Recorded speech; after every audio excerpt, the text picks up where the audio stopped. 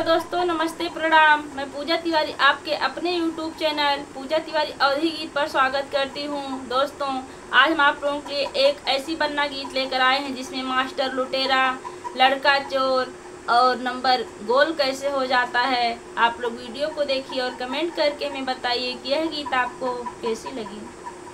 Master लुटेरा लड़का चोर हो जाला, हाँ हाँ, मास्टर लुटेरा लड़का चोर हो जाला।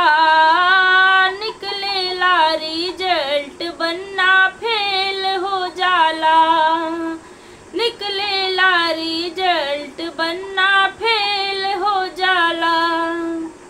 रो रो के बन्ना अपने पापा से कहेला, रो रो के बन्ना अपने पापा से कहेला।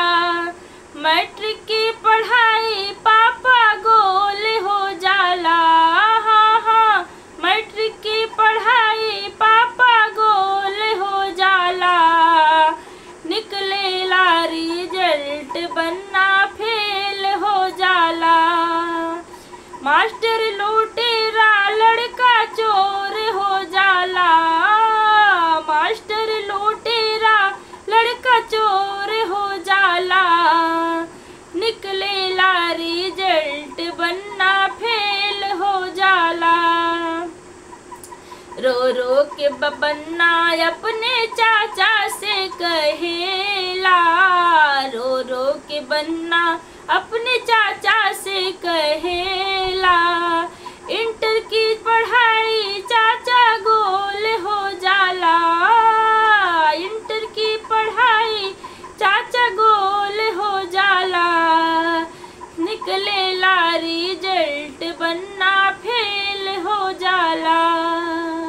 मास्टर लुटेरा लड़का चोर हो जाला, मास्टर लुटेरा लड़का चोर हो जाला।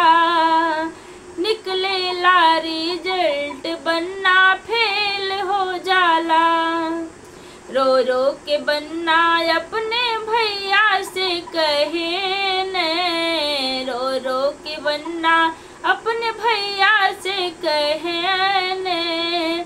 बीए की पढ़ाई भैया गोल हो जाला, बीए की पढ़ाई भैया गोल हो जाला।